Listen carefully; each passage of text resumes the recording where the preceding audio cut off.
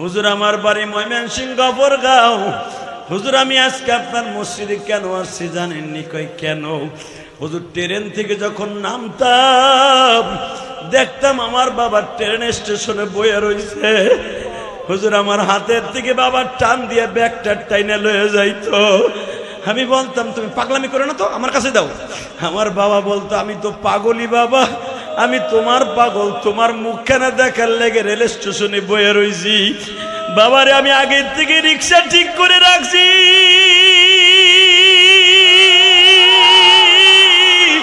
Train ফেরার পরে রিক্সা পাওয়া যায় না বিদায় আগের থেকে তোমার জন্য 160 টাকা দিয়ে রিক্সা রেল স্টেশনে দাঁড়াইয়া ডাইনে তাকাই বামে তাকাই, বাবারে খুঁজি কোথাও পাই না গো।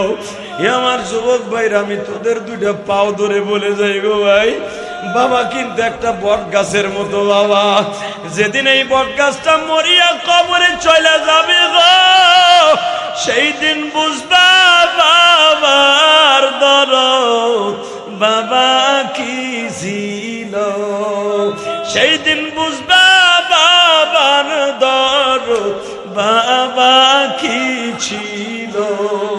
বাবার মতো দুঃখ মিয়া নাই এই জগতে,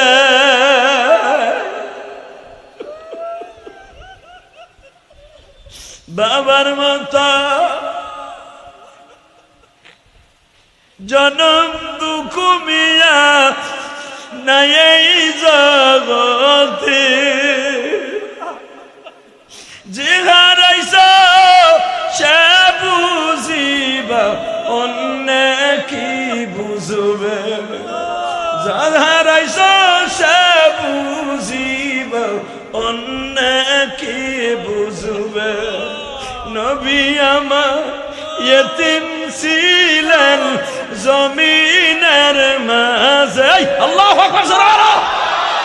নবী আমার ইতিম ছিলেন জমিনের মাঝে, ইতিমেরই সম্রাট হয়ে আইলেন জমিনে।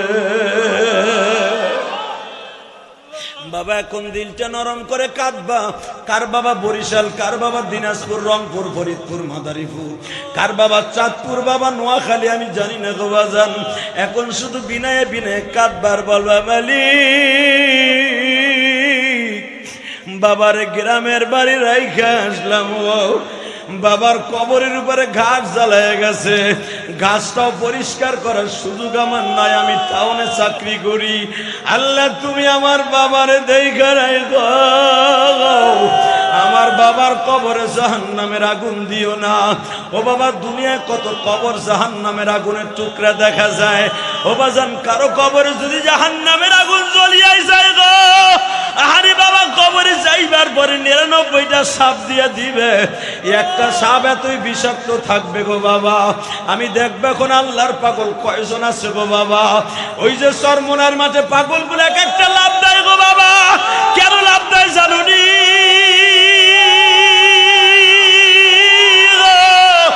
তুমি এখন মাওলার ইশকের আগুন দিয়ে কলিজা জ্বালাইয়া